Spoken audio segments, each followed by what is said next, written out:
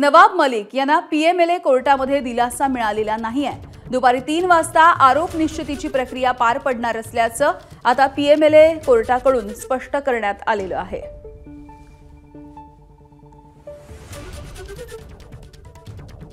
तर राष्ट्रवादी काँग्रेसच्या नवाब मलिक यांच्या संदर्भातली ही मोठी बातमी आपण बघतोय।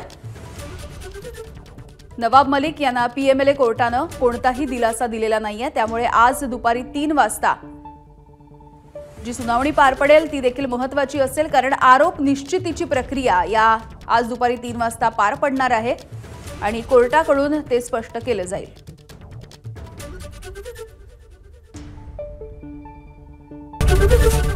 एबीपी माझा, उघडा डोळे बघा नीट।